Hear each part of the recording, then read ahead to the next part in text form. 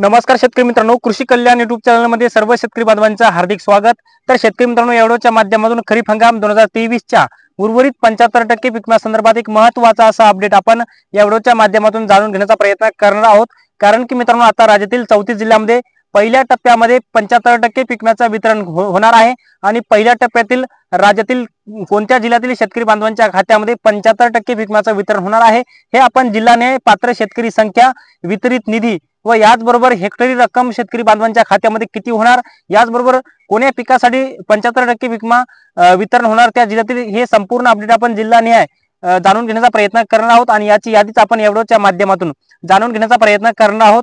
तर नमस्कार, मी ज्ञानेश्वर सवणकर स्वागत करतो कृषी कल्याण युट्यूब चॅनलमध्ये।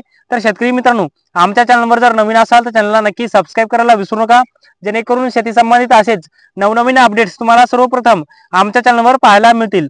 तर चला तर मित्रांनो, व्हिडिओला सुरुवात करूया। तर शेतकरी मित्रांनो, खरीप हंगाम 2023 च्या उर्वरित 75% पीक विम्याचं पहिल्या टप्प्यातील वितरण जवळपास लवकरच केलं जाणार आहे। जवळपास 25 मार्च 2024 पासून केलं जाणार आहे। याच्यामध्ये मित्रांनो, पहिला जिल्हा आहे अहमदनगर आणि अहमदनगर जिल्ह्यातील 80,445 शेतकऱ्यांना पहिल्या टप्प्यातील 75% पीक विम्याचं वितरण विमा कंपनीच्या माध्यमातून केलं जाणार आहे। मित्रांनो, याच्यामध्ये दुसरा जिल्हा आहे नाशिक आणि नाशिक जिल्ह्यातील 81,590 शेतकऱ्यांना 75% पीक विमा पहिल्या टप्प्यामध्ये वितरण होणार आहे। आणि मित्रांनो, सर्वप्रथम सांगतो, 75% पीक विमा 2 टप्प्यामध्ये वितरण होणार आहे। याच्यामध्ये हे पहिल्या टप्प्याचं वितरण लवकरच केलं जाणार आहे। मित्रांनो, याच्यामध्ये नाशिक जिल्ह्यातील 81,590 शेतकऱ्यांना 75% पीक विम्याचं वितरण पहिल्या टप्प्यात होणार आहे। याच्यामध्ये चंद्रपूर जिल्ह्यातील 9,625 शेतकऱ्यांना 75% पीक विम्याचं वितरण केलं जाणार आहे।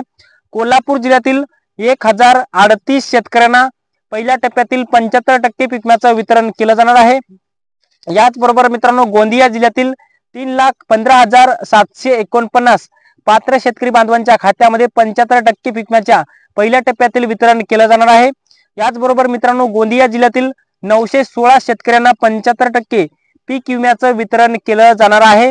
याचबरोबर मित्रांनो, सोलापूर जिल्ह्यातील 1,43,591 शेतकऱ्यांना 75% पीक विम्याचं वितरण हे पहिल्या टप्प्यामध्ये होणार आहे। याचबरोबर मित्रांनो, जळगाव जिल्ह्यातील 75,850 पात्र शेतकरी बांधवांच्या खात्यामध्ये 75% पीक विम्याचं वितरण पहिल्या टप्प्यामध्ये होणार आहे। याचबरोबर सातारा जिल्ह्यातील 432 पात्र शेतकरी बांधवांच्या खात्यामध्ये 75% पीक विम्याचं वितरण केलं जाणार आहे। याचबरोबर मित्रांनो, छत्रपती संभाजीनगर जिल्ह्यातील 2,01,258 पात्र शेतकरी बांधवांच्या खात्यामध्ये 75% पीक विम्याचं वितरण केलं जाणार आहे। मित्रांनो, पुढचा महत्त्वाचा जिल्हा आहे पालघर आणि पालघर जिल्ह्यातील फक्त 170 शेतकऱ्यांना 75% पीक विमा भेटणार आहे। रायगड जिल्ह्यातील 109 शेतकऱ्यांना 75% पीक विमा भेटणार आहे।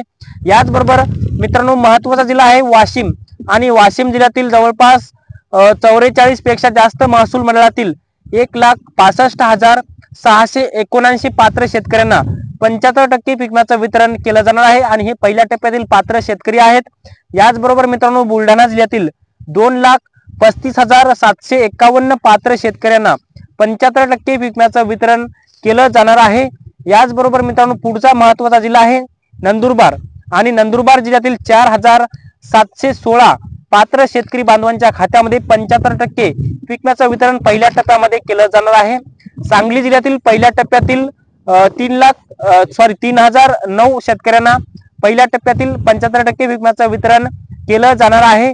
याचबरोबर मित्रांनो, पुढचा महत्त्वाचा जिल्हा आहे यवतमाळ। यवतमाळ जिल्ह्यातील जवळपास पहिल्या टप्प्यातील 75% पीक विम्यासाठी 3,94,660 शेतकरी पात्र आहेत आणि या शेतकऱ्यांना पीक विम्याचं वितरण लवकरच केलं जाणार आहे। मित्रांनो, पुढचा महत्त्वाचा जिल्हा आहे अमरावती आणि अमरावती जिल्ह्यातील पहिल्या टप्प्यातील 75% पीक विम्यासाठी 1,15,415 शेतकरी पात्र आहेत आणि या शेतकऱ्यांना लवकरच खरीप हंगाम 2023 च्या 75% पीक विम्याचं वितरण केलं जाणार आहे। मित्रांनो, पुढचा महत्त्वाचा गडचिरोली जिल्हा आणि गडचिरोली जिल्ह्यातील 4,099 शेतकऱ्यांना 75% पीक विम्याचं वितरण केलं जाणार आहे। मित्रांनो, धाराशिव जिल्ह्यातील 75% पीक विम्यासाठी 5,49,016 शेतकऱ्यांना 75% पीक विम्याचं वितरण पहिल्या टप्प्यामध्ये केलं जाणार आहे। मित्रांनो, लातूर जिल्ह्यातील 4,30,912 शेतकरी 75% पीक विम्यासाठी पात्र करण्यात आलेले आहेत आणि या शेतकऱ्यांना लवकरच 75% पीक विमा पहिल्या टप्प्यातील हे एवढे शेतकरी पात्र आहेत, या शेतकऱ्यांना पीक विमा भेटणार आहे। मित्रांनो, परभणी जिल्ह्यातील 4,90,486 पात्र शेतकरी बांधवांच्या खात्यामध्ये 75% पीक विम्याचं वितरण केलं जाणार आहे। याचबरोबर मित्रांनो, वर्धा जिल्ह्यातील 17,397 पात्र शेतकरी बांधवांना 75% पीक विम्याचं वितरण केलं जाणार आहे। याचबरोबर मित्रांनो, नागपूर जिल्ह्यातील 13,087 पात्र शेतकरी बांधवांच्या खात्यामध्ये 75% पीक विम्याचं वितरण केलं जाणार आहे। मित्रांनो, पुढचा महत्त्वाचा जिल्हा आहे हिंगोली आणि हिंगोली जिल्ह्यातील शेतकऱ्यांना 25% अग्रिम म्हणून 1,50,000 शेतकऱ्यांना पीक विम्याचं वितरण झालं, परंतु अद्यापही हिंगोली जिल्ह्यातील 3.5 लाखापेक्षा जास्त शेतकऱ्यांना 25% अग्रिम पीक विमा बाकी आहे। त्यामुळे आता हिंगोली जिल्ह्यातील शेतकऱ्यांना सर्वप्रथम 25% अग्रिमच्या पीक विम्याचं वाटप होणार आहे आणि हे सुद्धा लवकरच वाटप केलं जाणार असल्याची माहिती मित्रांनो कृषी विभागाच्या माध्यमातून देण्यात आलेली आहे। याचबरोबर मित्रांनो, पुढचा महत्त्वाचा जिल्हा अकोला आणि अकोला जिल्ह्यातील 1,724 पात्र शेतकरी बांधवांच्या खात्यामध्ये 75% पीक विम्याचं वितरण हे पहिल्या टप्प्यामध्ये केलं जाणार आहे। धुळे जिल्ह्यातील 32,031 पात्र शेतकऱ्यांना पहिल्या टप्प्यातील 75% पीक विम्याचं वितरण केलं जाणार आहे। मित्रांनो, पुणे जिल्ह्यातील 2,434 शेतकरी 75% पीक विम्यासाठी पात्र करण्यात आलेले आहेत। याचबरोबर मित्रांनो, ठाणे जिल्ह्यातील 4,301 शेतकऱ्यांना 75% पीक विम्याचं वितरण केलं जाणार आहे। रत्नागिरी जिल्ह्याचा विचार केला तर 461 शेतकऱ्यांना 75% पीक विम्याचं वितरण केलं जाणार आहे। याचबरोबर सिंधुदुर्ग जिल्ह्यातील 73 शेतकऱ्यांना 75% पीक विमा भेटणार आहे। याचबरोबर महत्त्वाचा असा जिल्हा नांदेड आणि नांदेड जिल्ह्याला 25% अग्रिम म्हणून 311 कोटीचं वितरण झालं, परंतु अद्यापपर्यंत नांदेड जिल्ह्यामध्ये बहुतांश शेतकऱ्यांना पीक विमा बाकी आहे। परंतु यापैकी मित्रांनो ज्या शेतकऱ्यांना पीक विमा बाकी आहे त्याही शेतकऱ्यांना पीक विमा भेटणार। याचबरोबर पहिल्या टप्प्यातील 75% पीक विमा वितरणासाठी नांदेड जिल्ह्याला 155 कोटी रुपये आणि 4,58,039 शेतकऱ्यांना या पीक विम्याचं वितरण केलं जाणार आहे। याचबरोबर मित्रांनो, बीड जिल्ह्यातील 8,13,659 पात्र शेतकरी बांधवांच्या खात्यामध्ये पहिल्या टप्प्यामध्ये 75% पीक विम्याचं वितरण हे केलं जाणार आहे। आणि मित्रांनो, आता एकंदरीत जर संपूर्ण राज्यातील या सर्व जिल्ह्याची आकडेवारी आपण या व्हिडिओच्या माध्यमातून जाणून घेण्याचा प्रयत्न केलेला आहे आणि पहिल्या टप्प्यातील 75% पीक विमा वाटपाची संपूर्ण जिल्ह्याने शेतकरी संख्या आपण बघण्याचा प्रयत्न केला, परंतु मित्रांनो हा आता कोण्या पिकासाठी पीक विमा वाटप होणार आहे हे सुद्धा बघण्याचा प्रयत्न करणार आहोत। मित्रांनो, याच्यामध्ये सगळ्यात महत्त्वाचं पीक म्हणजे सोयाबीन पिकाचा उर्वरित 75% पीक विमा शेतकरी बांधवांच्या खात्यामध्ये वितरित होणार आहे।